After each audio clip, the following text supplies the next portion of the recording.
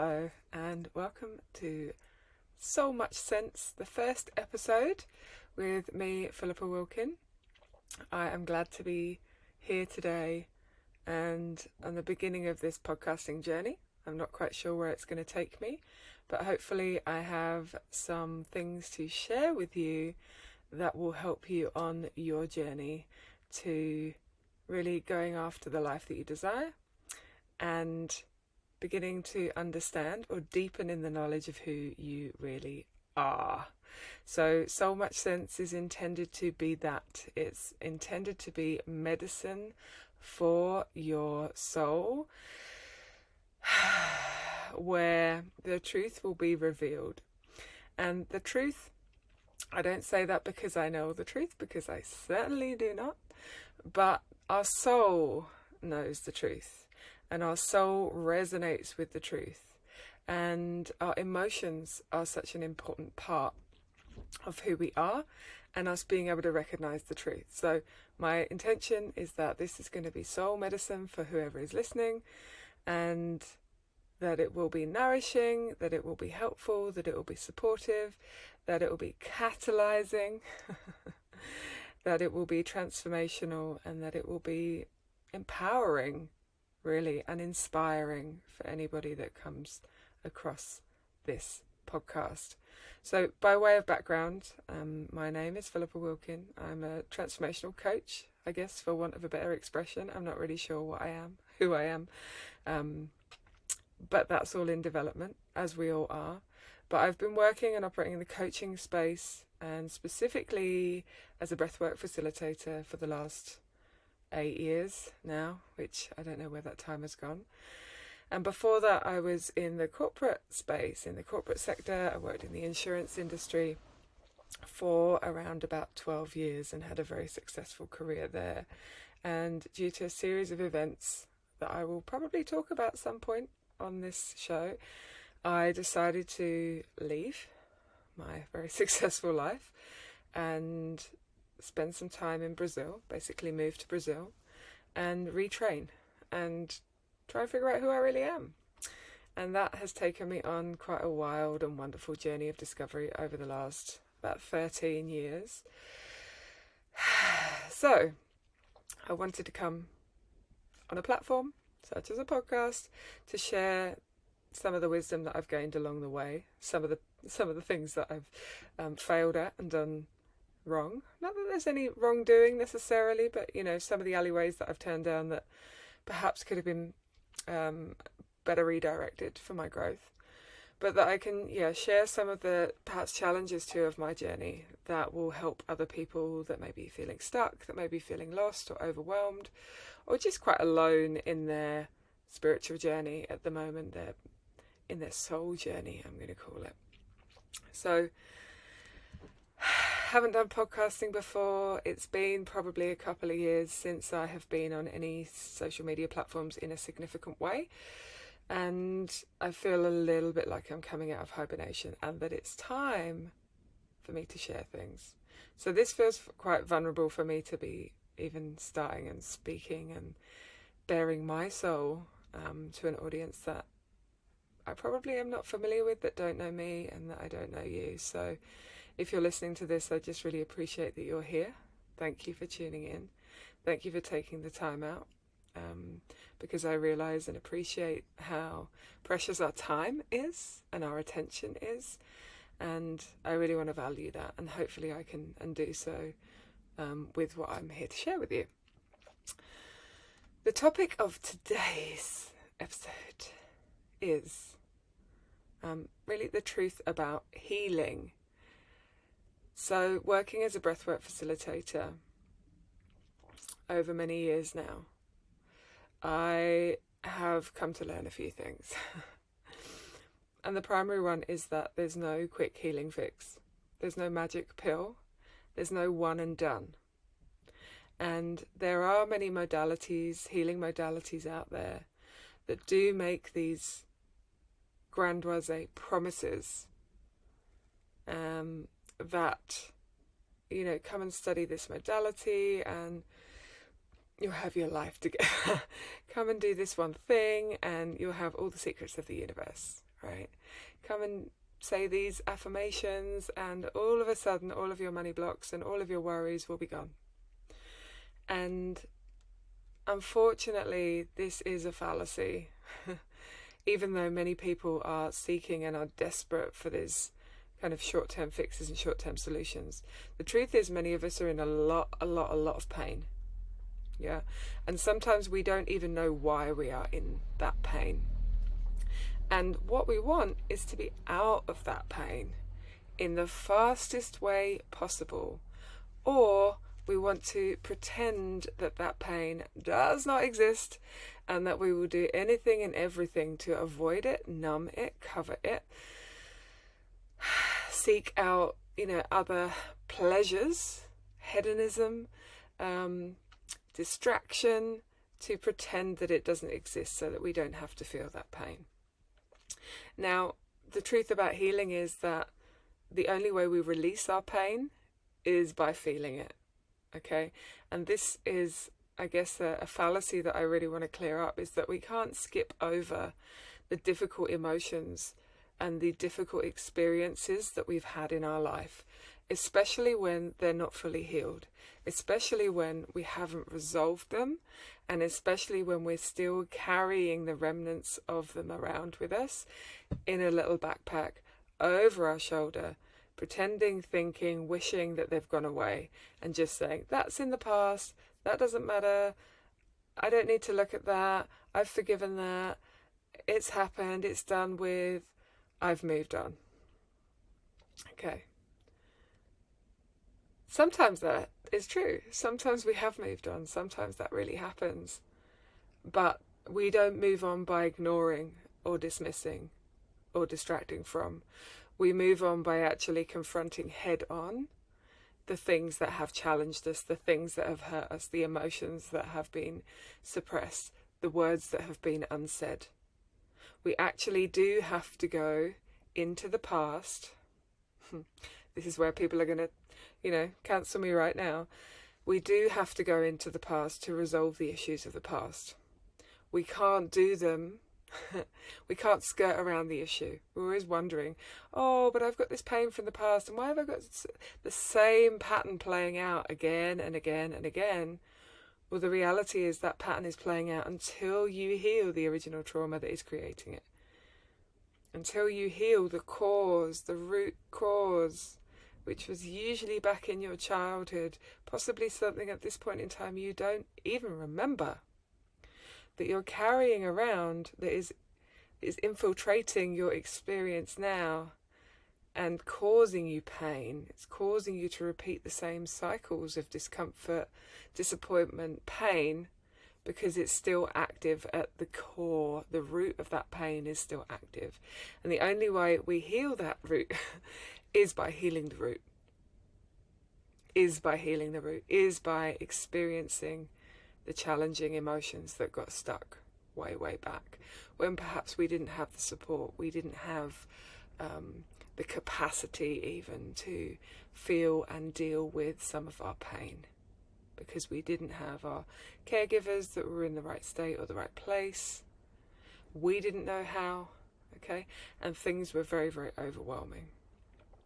So there is no quick fix, and we do have to touch and deal with our pain. The good news is, however, if we do these things, that our life will change significantly, because we are addressing the root cause of our limitations, the root cause of our fear and our pain. We're addressing the root causes of our things like procrastination, which was happening to me massively just before I began recording this. If I'm honest, I had an idea for a podcast 3 years ago. Yeah, 3 years ago. And then even the specific name of this podcast I had probably about 2 months ago. It's still taken me this time to get to doing this, because of avoidance, because of distraction, because of my fear of being judged, my fear of being cancelled, my fear of being criticised, my fear of appearing, I don't know, like a know-it-all, or bossy, or arrogant, or egotistical, or wrong, or too woo-woo, whatever it is, right? My fear is holding me back from doing the things that I desire to do in my life, the things that are going to massively influence the people around me, that are going to massively help those who are seeking what I have to offer, right? And so where I stay in these emotions that are from my childhood, I stay stuck. I stay paralyzed, I stay small, and in the meantime, this medicine, I'm going to call it, that I have to share, these experiences, this healing that I have the opportunity to share and inspire people with, disappears. So the other thing about healing is that it is an emotional process, a deeply emotional process. And that can't be emphasized enough. There's a quote, I believe it's by Michael Brown, of The Presence Process, which is a book that I highly recommend. And he says it's not about feeling better. It's about getting better at feeling. And humans are meant to be emotional beings. We are meant to be feeling, emotional beings. And the society that we currently live in has conditioned us away from feeling and turned us into intellectual, mind-centered beings. This is not how we're meant to be. If you see a small child, a baby, they pretty much have a few functions, or I'm going to say a few emotions, right? They have joy, they're giggling, they're laughing, or they're crying and screaming because maybe they're hungry, maybe something else is going on. I will talk about children later down the line as to what their role is and how they reflect things in their environment. But my point being, children have emotions. If a child falls over and scrapes their knee, they cry. And they cry until they are over that feeling. And then afterwards, they will be up and they will be chasing a puppy or whatever it is that that kid wants to do. They will be back to ground zero. They have released the emotion that they were feeling, the pain that they were feeling from falling over, and they are on their way. They're moving on. This is something as adults that we have lost the capacity to do for the most part. And getting our capacity to feel back, so getting our capacity for feeling back as a human, is the most important work that you can do. Being numb is not living. Being numb is not a desired state. So I've got a bit of background noise here. Being numb is not a desired state. When we're numb, not only we can't feel our perceived negative emotion, but we also can't feel our positive emotions. We can't feel joy. We can't feel ecstatic. And equally, we can't really feel sad. And we operate in this very narrow bandwidth and bracket, which is numb. Nothing's too good, nothing's too bad, everything's like okay in the middle, yeah? And we're not meant to live life like this. We're actually meant to live life with passion, with desire, with aspiration for different things, with creativity, with innocence, with love. And so numb is not a good place to be, yeah, and I speak for myself too. The majority of us fit into that bracket. I've spent many years, in fact decades of my life, in a place of what I would describe as numb. Detuned, tuned out, disassociated, and not really fully living. So emotions are the journey, the destination, to become more connected with our emotions, good and bad. In the same way that we don't want to hold on to our bad emotions, whatever that means For me, there's just a spectrum. Some are uncomfortable, some are comfortable. Some are what we desire to feel, some are what we don't desire to feel. But in time, we recognise that each emotion has a value and a purpose. It's feeding back to us something that we're not willing to look at, that we're unaware of. So our emotions have a purpose. And when we can embrace all of our emotional states, we actually then start really living. We start becoming more attuned to the environment around us, to ourselves, what we really want, where we may be blocked, what we're really feeling, what other people are really feeling. Okay. So emotion, it's not about feeling better, it's about getting better at feeling. And that is such an important part of the journey, because when we understand how we're feeling, we understand how to move forward in life. Depending on what we are being thrown, depending on what we are being challenged with. Usually if we have a negative feeling, association with something, there's something inside of us to heal. There's a hook, there's a hold, there's something that is waiting to be revealed. There's something that actually we can transcend, and not in the sense of like becoming enlightened and I'm checking out of all this stuff.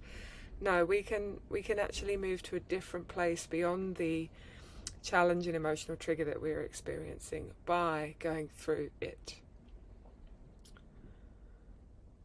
The other thing about healing, I want to just find my cup here. It says totally winging it. And I have a cup of tea.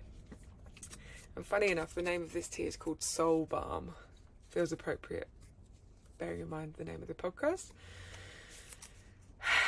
And the little nugget of wisdom on the little piece of paper says, peace of mind comes piece by piece.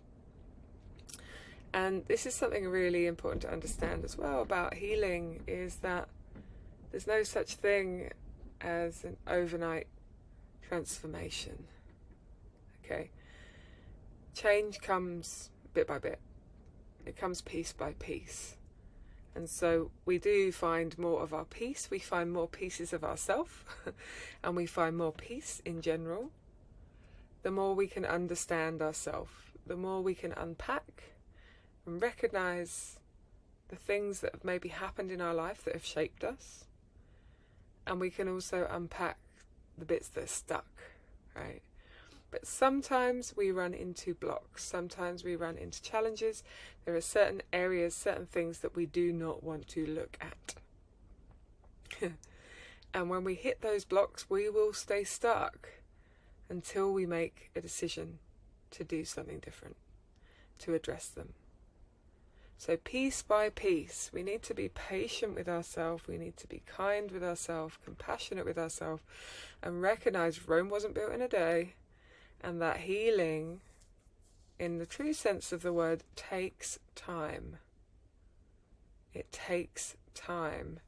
And if we don't have patience with ourselves, if we're judging ourselves, if we're picking holes in what we're doing, it's actually going to set us back. What we need to develop is a kind and compassionate internal voice. And many people don't have that. And I speak for myself too.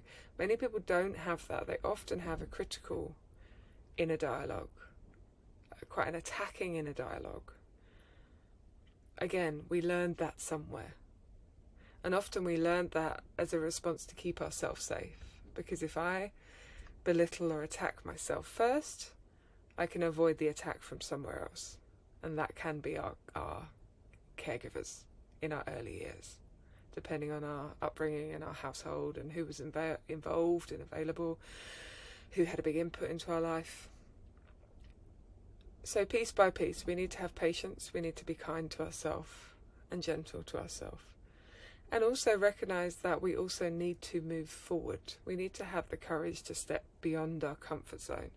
We need to move forward one step at a time. Again, when we get stuck in a little bit of fear, we often do, I'll call the aeroplane holding pattern, and we go round and round and round in circles, and we keep stuck, and we keep hitting ourselves against the same brick wall because we don't yet have the desire to face whatever that next block or challenge is. We don't have the desire to face the truth in that moment. So that brings me on to the other thing about healing, is that we have free will. We all have free will. This is a gift that we've been given, and we have to direct our gift of free will in the direction of healing, if that is what we desire. So we have to direct our energy and intention towards healing if that's where we want to go. However, this is not an intellectual choice so much. This is a soul-based choice. I'm going to say heart-based, soul-based choice to choose healing. We can have an intellectual choice, but the reality is, if we just have an intellectual decision and choice, and our soul is pointed in the opposite direction, we've got our mind going left and our soul going right, guess what's going to win? Our soul. If our soul says, no, I don't want to deal with that emotion, let's put a lid on that, pretend it doesn't exist, guess what? Healing will not occur until your soul is understanding and pointing in the direction of that healing. So if you're frustrated that things aren't changing for you, that you're not getting the result or the change that you want in your life, there is a reason for it. Usually one of those reasons is fear, that's stopping us really going deeper to understand what is happening in our experience and our emotional world. And the other reason is because our will is faced in the other direction. Perhaps there's a belief that we have about ourselves, about releasing this pattern, about feeling our emotion, etc., that is going to be really, really challenged by us facing this thing. So we have to get our soul, we have to get our free will based choice on board. And again, piece by piece, like my little tea, piece by piece, we have to identify and understand if there are blocks and ask for some assistance to have those exposed and removed. So I think that's probably all I want to cover for now about the truth about healing.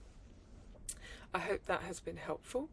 I'm going to go into lots more detail about lots more things over the next few episodes, however many there are going to be. I have no idea, but it's going to be interesting. There may be some interviews, there may be some other people coming on, but we're going to be talking about soul, we're going to be talking about emotions, we're probably going to be talking about things like mediumship, psychic abilities, energy systems,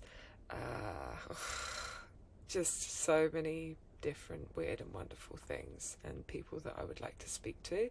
Maybe we'll even have some live coaching. I have no idea right now, but again, I really want to thank you for tuning in. Thank you for your time and energy and attention. Thank you for having an open mind, and I'll see you on the next episode.